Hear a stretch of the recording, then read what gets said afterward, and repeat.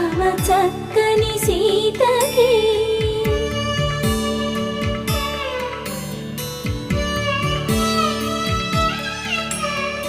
ఎర్ర జాబిలి చేయి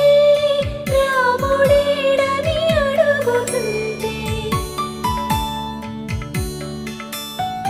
చూడలేదని పెదవి చెప్పే చెప్పలేమని కనులు చెప్పే నల్ల పూసై